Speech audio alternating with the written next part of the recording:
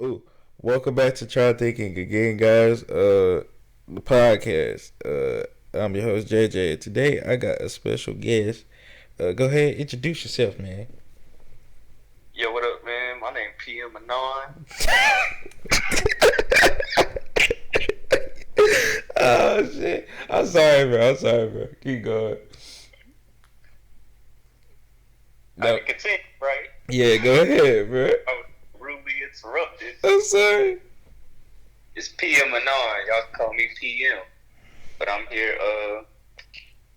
I'm here with JJ to talk about music, pretty much, right? That's what we're Right, doing. right. That's what we're doing today. Ain't nothing really happened this week. You know what I'm saying? As far as like the BS goes. So we just gonna get straight into music and have like a few discussions. PM be busy, so I'm giving out my government. I didn't say it all the way. All right, but PM be busy, so I don't know if you saw the. Did you see the versus battle last night? No, I haven't seen it, man. Oh my gosh, bro! This I've shit seen was so a few good. highlight clips and stuff. I feel like it was crazy. Okay. All right. Well, then we could say that for another time. We talk about that off the podcast. But that shit was good though. You gotta watch that shit. Other than that, have you heard any new music that came out last night? Man, I woke up. First thing I cut on was that Amine album. I Of ain't gonna course. catch with you. Of course. That's the first thing I listened to last night too. Definitely. You know that. But one thing I do not know. I need to do my research. Mm-hmm. Is this man having a baby?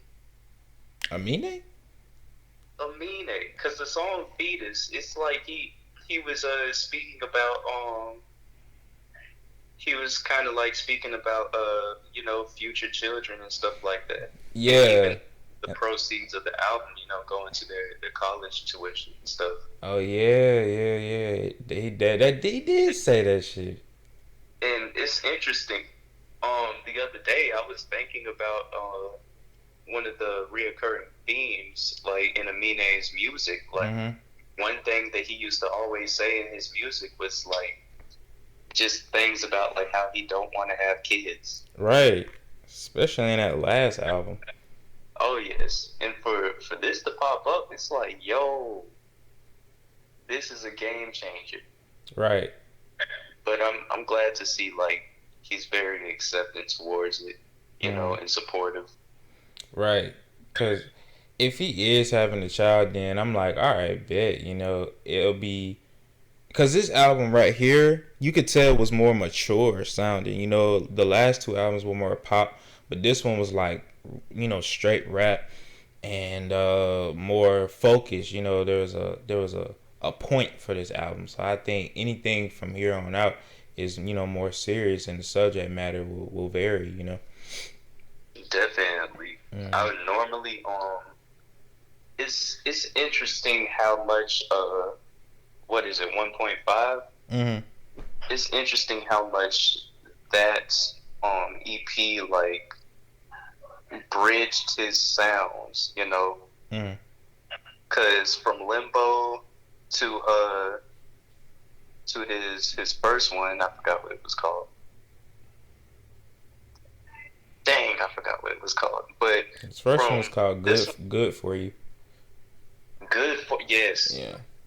His first LP. From between those, it's like you could kind of get a feel for Limbo in 1.5. However, I feel as though if 1.5 wasn't there, it would have definitely like had a certain drop off in listeners. Right. It would have picked up ears. However, it definitely would not have been received as well. But like you said, it is a more mature sound. But it still's got its hits on there. I think all his singles are those singles that's like, the typical Amine, but like the rest of the album is so freaking serious. It's like, wow, But it was a really, really good album. I'm gonna call this is his best project, because I know I'm gonna be listening to this shit. My kids gonna listen to this shit. his best. I'm gonna call it his best because I think okay, maybe not his best. I might be wrong. 'Cause I really do like 1.5, but I will call this his most his best like structured album, if that makes sense. Well, I feel as though "Good for You" was pretty structured. It had more of a what is it? It was more thematically filled than Limbo. Limbo, I feel as though it was not really all over the place. 1.5 is one that I feel as though was like really all over the place. Right. For me, I'd have to say "Good for You" is his best, but maybe that's off Okay. of nostalgia. Perhaps that's off of nostalgia. But Yeah. overall, I do believe "Good for You" is his best. I need to give Limbo some more listens. Like, I'm detaching, my favorite from what I believe is his best, because right now Limbo is definitely competing as a favorite. 1.5 has been my favorite. When he dropped it, I Yeah. think it's he gets better with time. Right. That's how I feel about it for sure. Yeah. But musically, I do see this one getting pretty up there, pretty popular. Yeah. It's it's one of those albums I think is gonna do really well. And Amina has not been one of those guys that like sells like super well, nothing but like he's one of those artists that just creates good bodies of work. I look at Amina how I look at Smino. Smino's not like a huge fucking dude, but he makes It's up there though. right. He's making that wave. You know what I'm saying? He's gonna get that hit. You dig what I'm saying? But he's still just gonna be that same dude. He ain't gonna try to change up. He ain't gonna keep trying to chase hits. He's just gonna put out music and do what he feels is necessary. And that's how I look at Amine. Like, he's not trying to chase no hits. He's just putting out music that he wants to put out. Definitely, and that's a great space to be in. Right. Like, to put out not for the fans and things like that. Yeah. Or just mainstream in general, but to kind of put out about your life. Like, that's a great space to be in. Right. And I mean, a hit will come off this album. Like, I don't think he even expected a hit from 1.5, but Reel It In was definitely a hit, and like Blackjack was like a close second. So I think like with this album, I think his biggest hit would probably be like Compensating or something like that. Yeah. Probably, yeah. Because that's the most catchy. For sure. Definitely. To move off of that, is that all you heard? Have you heard a single with Meg and Cardi? Actually, no. I was saving that. I think I did hear it playing around the house, like while I was asleep. Because I know Ice is her. I'm waiting to check that out. And isn't there a video out with that as well? Yeah, it's the censored version with the video. So I'll listen to the explicit version first, and then. All right, gotcha. Yeah. I think that song's like really, really good, and I'm not a big fan of Cardi. I'm more of a fan of Megan, but I think it's a good song. You could tell the song is meant for the women. Oh yeah. This song is definitely meant for the women, but it has a really, really good sample, and the bass in this song is like infectious. I love the production on this song, and for this to I was expecting it to have some bass, Yeah. because looking at how Cardi operates with her hits, and Right. especially how Megan operates on certain songs, like if this song was to not be thumping, come on now. Right. Look at the cover art. That's another thing. Like the rollout that people do, the cover art, all of that. It's like you could kind of get a feel for how things are going to be. If someone's cover art is off, though, that's kind of like that kind of throws off everything. Right.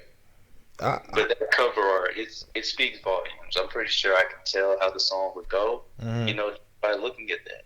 Yeah, because the acronym stands for wet A word, P word. You dig what I'm saying? Ooh. And So you can kind of see what the vibe of the song is. That's why I say it's definitely for the women. Oh yes, It's not. definitely. All It's right. it's bullying us. Well, a certain kind of man. I'm not going to include myself in that, but it's bullying a certain kind of dude. So I Mm. definitely, I definitely definitely don't think this song's for the guys. But I definitely hear this at parties. I hear this in the club or wherever it can be at. I hear this in people's Definitely. cars. So it's a hit. It's definitely a hit. And you know her labels and they put a whole bunch of money into this shit. So this shit has no choice but to go number one next week. Obviously, I Man. mean, when you think about it, Megan Thee Stallions really came a long way. Yeah, she You did. know, Mm-hmm. she has she has music with some of the top females in the game. You Right. know, the hip hop R&B. You know, Right. she has a song with Beyonce, Mm-hmm. a song with Nicki Minaj. Right. She has a song with Cardi B. Right. Like, what is next? What is Man. next for her? Is You she know, is she the only artist to do that? I honestly, I Like honestly do female not. artists, I'll say. When I think about it, she probably is. Cause the only other artist I know to successfully collab with both of them is Chance the Rapper. Mm, yeah, Like off the top of my head, there might be more, but like off the top of my head, like yeah, that's all I can think of. yeah, yeah. Chance the Rapper. Yeah. Dang. But that kind of reminds me of when the London drop. Mm-hmm. You know, Young Thug song. I was thinking like Travis Scott now has songs with all three top male artists. You know, and I'm Right. calling them top three: Yeah. Cole, Cole, Drake, Kendrick. Drake. You know, Kendrick. Right. He has songs with all three. And You know, all are hits. all are hits. All of them. Definitely. Very true. You know, Yeah. he has songs with Kanye West. He has songs with, I believe, Jay Z. If not, I know he did the production for Jay Z. I'll have to do a bit more research. I don't think he really Ah, song with Jay Z. I don't think he got some, but I could see the production for sure. Yeah, definitely. Cause you know he got a This lot of man, producers. it's like having moves like that, Right. business moves like that. Right.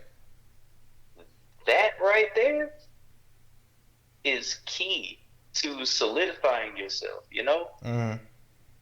and that's why I believe Megan Thee Stallion is doing.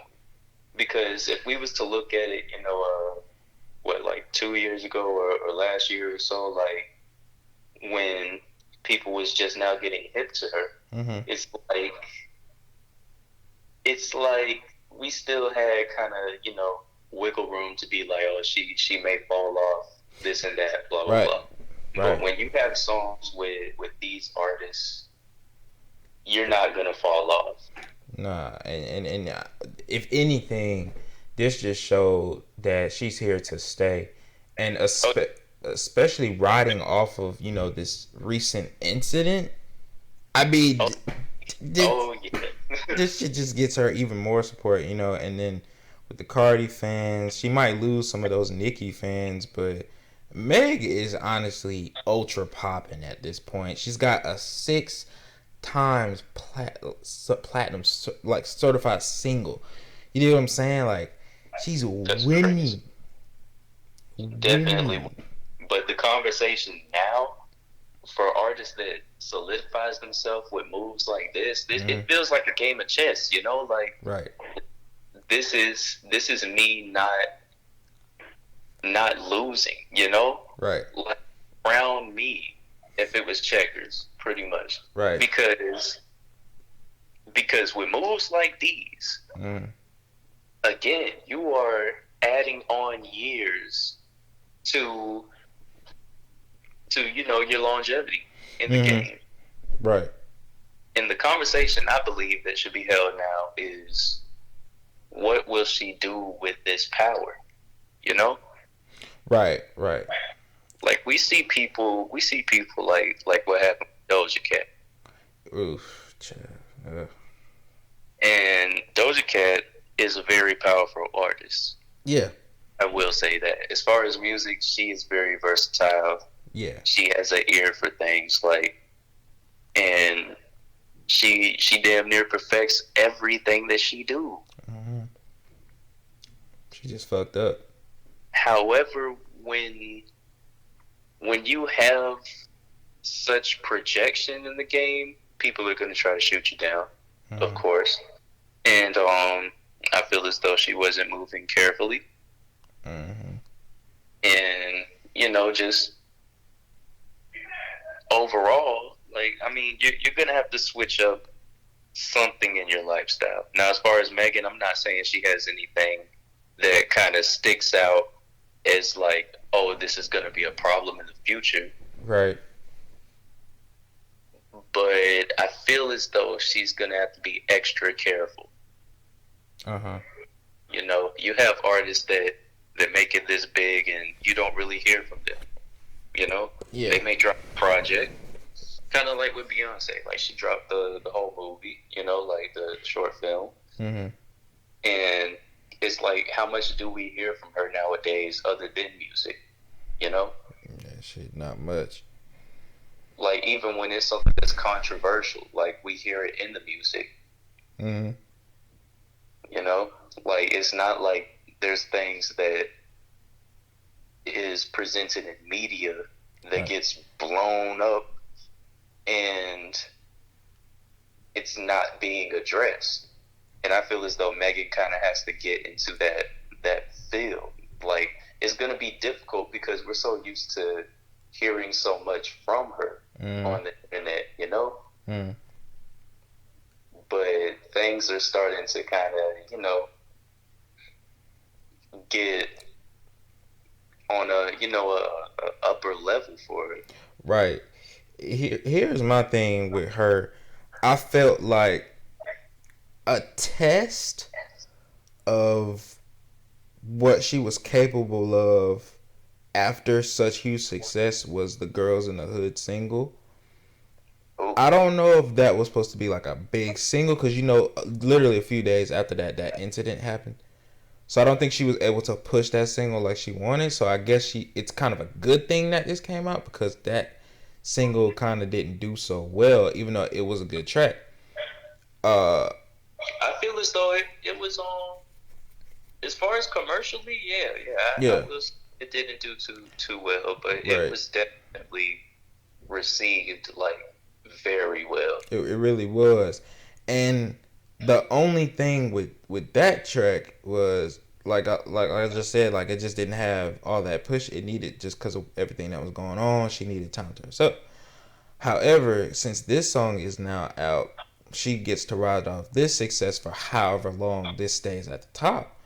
And after that single determines whether she can do it or not. Because if you think about it, do you think it's that easy though? Because I feel as though she could have not necessarily a miss, but like something that comes out and it's not that big of an opening. I feel like she could have that and then like still come back from that. Okay. All right, I'll say this, right? So, we're not going to act like majority of these songs that she's put out hasn't had help. And let's be honest. Her first big hit was Cash It with the Baby. Okay? That was a feature. Well, I thought it was Paul Dancer. What? Paul Dancer with Wale. You can say that, but I wouldn't say it. I would say what got her to blow up more with more people was Cash It. But I think that was a song that like brought more attention to her. That's not where I discovered it from. I discovered it from like her freestyles on Instagram. I just kept seeing them. I was like, who's this thick girl rapping? And I decided to listen. But you know what I'm saying? Like as far as like, I wouldn't say mainstream, but I guess you could say that like Cash It was that thing that did it. And going from there, she had the Hot Girl Summer song. Hot Girl Summer's already like a huge thing. So of course that was gonna go up, no matter who was on the track. Then you see what I'm saying? Like she's got help. The TikTok songs, Captain Hook and Savage, blew up from that. Nor help from Beyonce, and now this Cardi B song with her on it. I mean, it's not like she can really do a hit by herself besides Big Ol' Freak. Like that's her only hit by herself. You see what I'm saying? Well, people forget. People forget how big Savage was, the original. Yeah, it was big. It was big though. The Bi, TC songs. Oh yeah, I totally forgot about that. That was also a good track. I forgot. Like she do have things under her belt, and as far as her being a feature on songs, like she definitely projects the song higher to like what it originally was. Like, and another thing, I feel is like you're not really giving her credit on branding. Nah, that is a big component when it comes down to an artist. Well, like, we was getting in the music bag. If I was getting in the branding bag, oh, she's straight. I mean, you're cool with everybody. That goes hand in hand because with the Hot Girl Summer shit, like you said, that right there was big, but yeah, why was that big? That was big because of her branding. Yeah, because that was her trend, like her followers and all that. They had that, right. So when it comes to the interaction with followers and that rolling over to hits and songs like that, that's a major thing. Mm-hmm. Not a lot of artists could say something over and over and then boom, like make a hit out of it. Right. I've seen people try it and failed. Right. Okay, I mean, here's like my biggest thing with her. I like her approach because she's not oversaturating. You know how new artists come in and like oversaturate the fucking market, like Lil Baby or Da Baby, like how they came in and had crazy features like on everybody's projects. You know what I'm saying? Like they were everywhere. Even Gunna, you could say, like just literally like 2013 Nicki Minaj. Right, like literally everywhere. You know what I'm saying? And now all those artists I just name dropped are huge. But after a while, it's gonna be like, okay, I'm cool because they keep dropping and they don't know how to stop. And that's to me, that's my biggest problem with those three artists right there. They don't know how to stop and make people crave what you want. They're so worried about getting those millions, they're not really thinking about it. Like the millions are always gonna be there. You just have to know when to go get them and how to get more of them out of the situation. But I can't. I'm a broke nigga. I can't say what. I don't know what they're going through, but I know I would be a lot smarter than them in their position. But who's to say they're not being this smart? You know what I'm saying? Well, I got two things to say about that. Right. One, you really got to start blaming labels for this type of thing.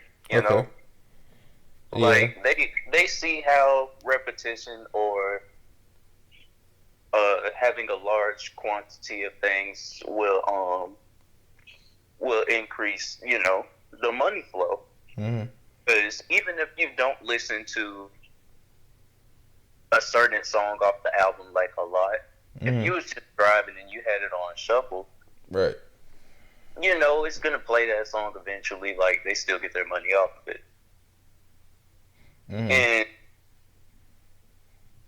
that kind of mentality is what's going to pretty much water down a lot of artists.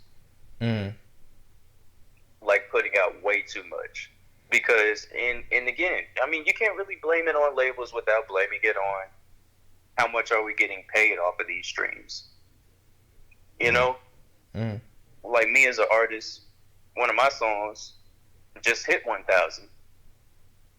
But it's not like I got $1,000 off of that song. It's not $1 a play. Right. It's like 0.02 cents. Right. Sometimes.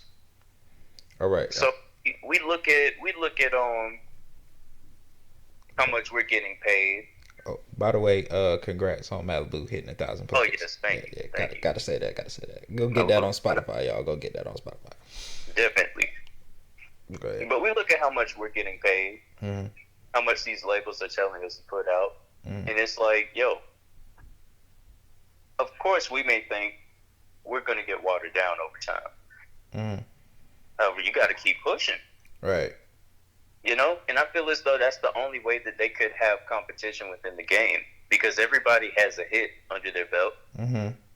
Everyone has like this catchy sound. Well, not everyone, but you know, certain amount of people, 8 out of 10, have a catchy sound.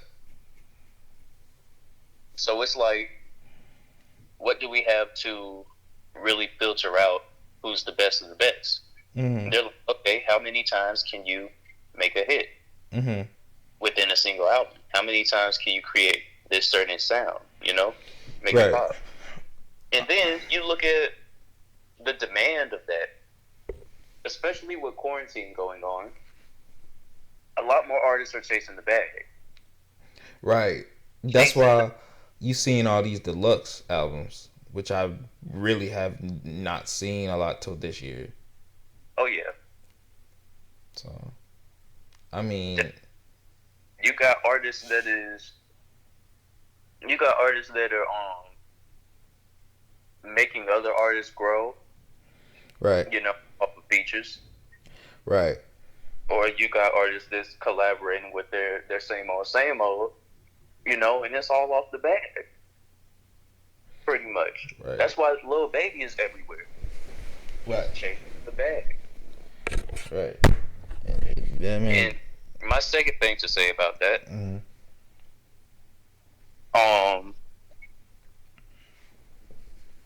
let's see. I said the labels. You gotta worry about the labels. Dang, I forgot what else I was gonna say about that.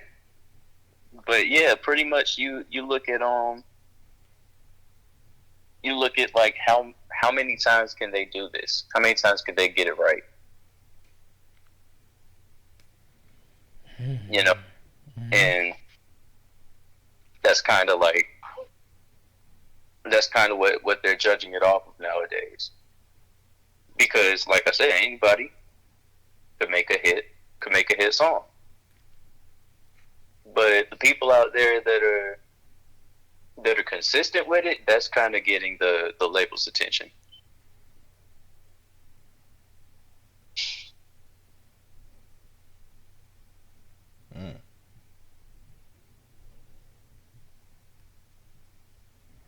Well, I don't know, bro. I just feel like, bro, I'm over here texting and shit. Anyway, like, I just feel like the game is like in a weird spot because of what's going on. Like, if you think about it, we're getting so much big drops a week. Like, nigga, have you ever seen Drake drop this much in a year? Exactly. Like, Drake's not even dropping. He dropped a whole mixtape, I guess that's what you want to call it. And then he's been doing features at the feature. Well, that came out last summer, but you know, he's been on a couple people's albums. He's been doing his thing. He did his thing with Pop Can. I heard that stuff last night. You got to check out that Pop Can shit. It's called Twist and Turn. It's Drake and Party Next Door, bro. That shit is so fucking hard. Word, I'm gonna check it out. Yeah, you gotta check that out. The other thing I think you should check out is Lil Key. He did a wavy remix with Travis Scott. I like that one. You gotta check that out too. Word. Yeah, I think you would like that one. But other than that, bro, I just feel like it's like the game is like in such a weird spot because we getting like so much music and everybody's just like gunning for a hit. You know. Oh yeah. It's either like you put out a song or a single and you pushing it to everywhere, YouTube, TikTok, everywhere you could possibly get it just to get it to blow up, or just catch on. And I think that's what a lot of people are doing at this moment. And one thing I'm also seeing is it's a slow rise of Columbia Records. Columbia Records, I'm gonna go ahead and say it. Columbia Records will dominate the next year. And the reason why I say that is because every little TikTok song you see blowing up, Columbia Records has signed majority of those artists. I mean, from uh Lil Nas X to Stay Solid Rocky to that dude who made that Playboy Cardi sounded like song. I think his Six name four is five AR. no, not him. I'm saying they signed But him yeah, too. they signed him too, and they signed what? I'm trying to think of But that yeah, guy's name. Kushi or whatever. Kushi, whatever, Whatever it is. whatever. That shit's kind of hard. Though. I ain't gonna lie, I'll be listening to that shit. But you know what I'm saying? But that brings me to my other point. What? Almost forgot. But when we see these artists dropping, consistently, Mm-hmm. we also have artists that have not dropped in a long time. What do you mean? Kendrick Lamar. Oh yeah. So we got two ends of the spectrum. We got artists that are everywhere and artists that are nowhere. Facts. And honestly, in my opinion, everybody else, diehard Kendrick fans and everything, like everybody else seemed to have received his last album, Damn, pretty well, Mm-hmm. except for me. I really disliked it. Even when I'm looking at The Heart Part 4, Mm-hmm. that wasn't really a good contribution to, the Heart series, in my opinion. Because it just seemed as if he was bragging on himself rather than making, music that he normally makes. And I'm sorry, I was texting again. Who exactly are you talking about? Huh? Who are we talking about? Kendrick Lamar. Okay. Making sure. Yeah. So it's like he was just bragging on himself. Right. Like there wasn't really any content. Even when we look at the Untitled Unmastered track, like I had a theme of, heaven or hell in that. Like there was content within that. And Damn, it was just it was all over the place. It was where he was currently in the music scene, and to my ears it wasn't really that appealing. Mm-hmm. But it was received commercially pretty well, according to sales and stuff like that. That's his best album. Mm-hmm. But in my opinion, it's not. It is not. And with him being absent this long, Mm-hmm. we have fans that used to ask, about a year ago, 2 years ago or so, like for more music. But we have a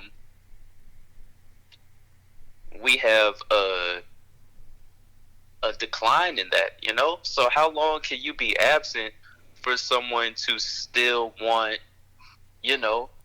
music from you? Even when it comes to Frank Ocean, like of course, we've heard of his recent loss, right? His younger brother Mm-hmm. in the car accident. Right. That kind of relieved some fans of, asking him for new music, but as things carried on, it's like we have a decline in that.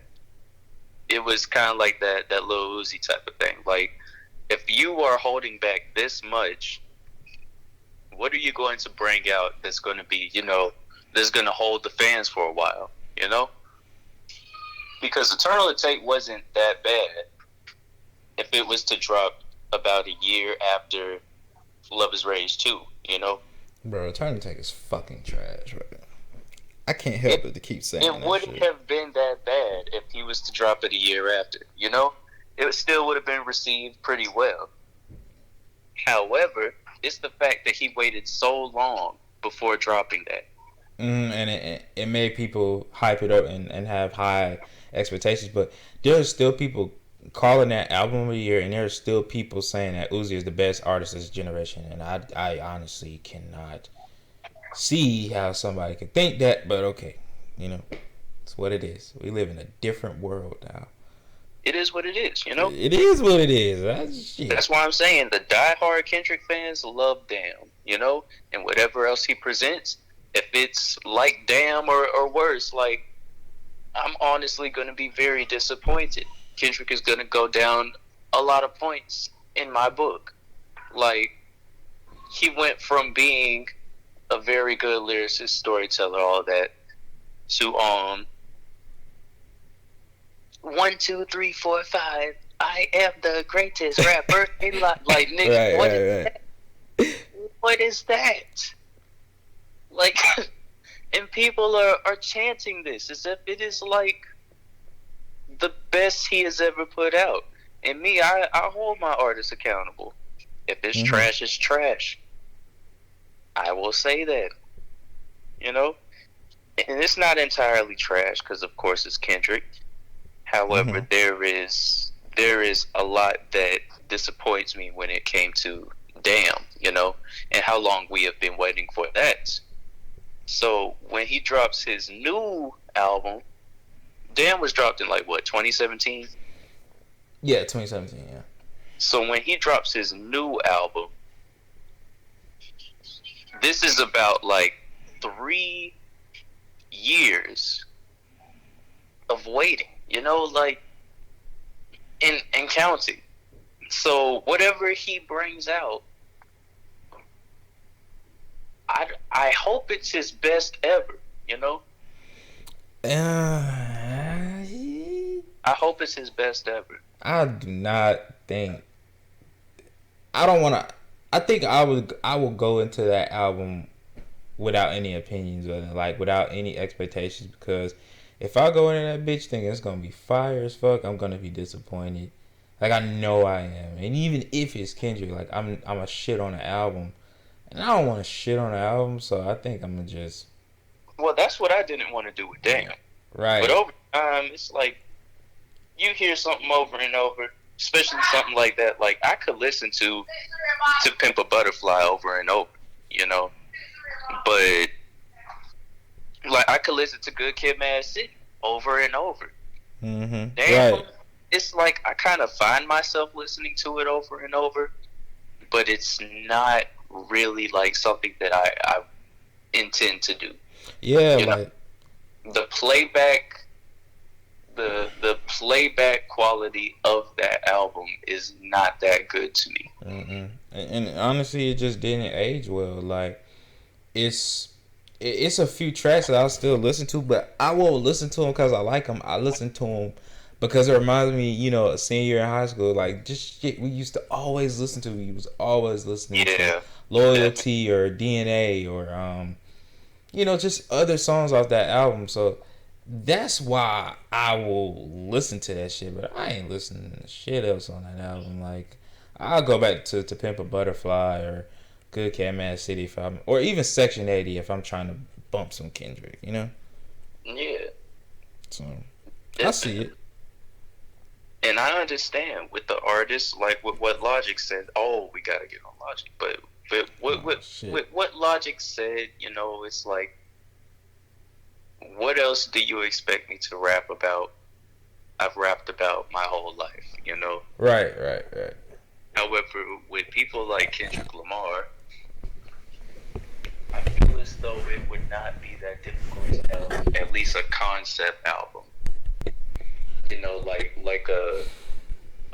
here's this character, this little boy that's this place in life, like, and this is album about his life. You know, something like that. Like For Your Eyes Only was a concept album. And if Kendrick was to at least do that, I would be satisfied, you know? But Damn was pretty much, I feel as though we would have never gotten Damn if Fox News didn't say anything about it, you know? that was honestly like one of the biggest letdowns for me was just the overall content just being more so about him solidifying his career, you know, like kind of battling critics on what they say about him. Like there wasn't too much that a listener could take away from that and apply it to their own life, as opposed to, you know, his last albums, his last bodies of work. Man,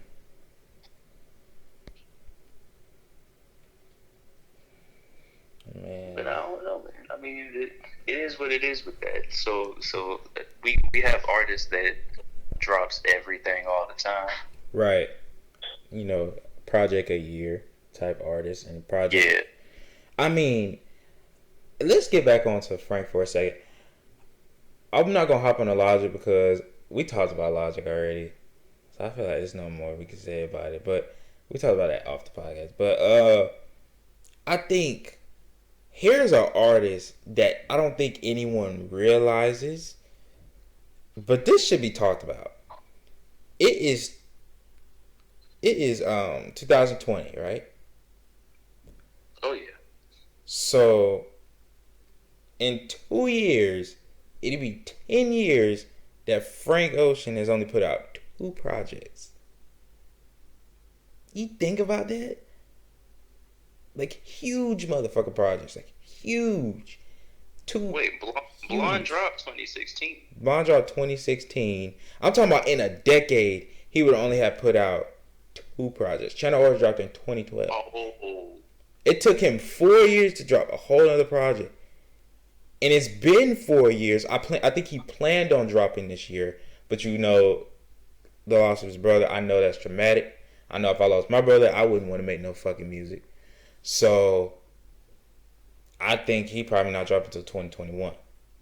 So it's always a really long time, like a really big gap for Frank. But we all know Frank is well off.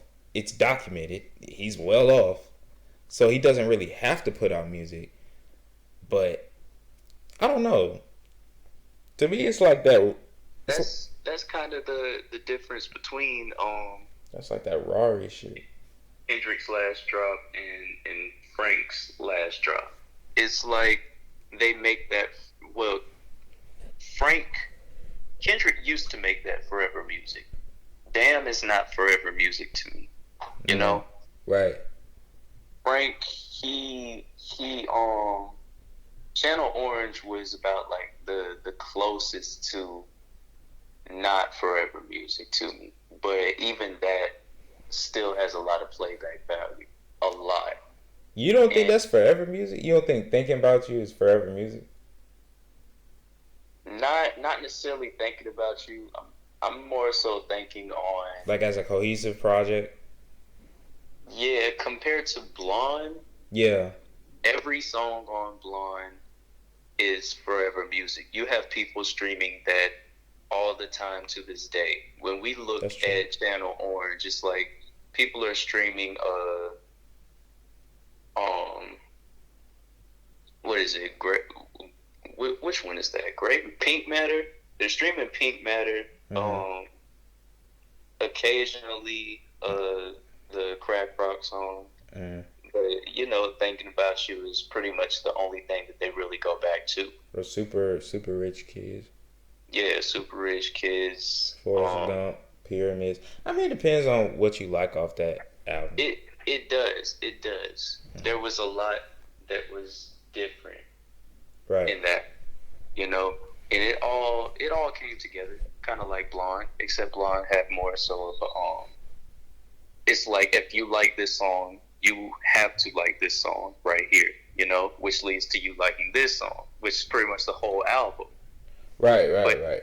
Channel Orange, it was like if you like this song, there's a good chance you may not like this song, mm-hmm. but you can still get into it, you know. Okay, I feel you, bro. Now, I really had like this discussion. I gotta go get lunch in 10 minutes, so we just gonna wrap this up. and get into the last segment of the podcast, which is sleepers. So, do you have any songs that you think that are well, any songs that are not mainstream that you think people are going to sleep on? Not mainstream. Yeah, shit we listen to, bro. There is this one alternative R&B song. Mm-hmm.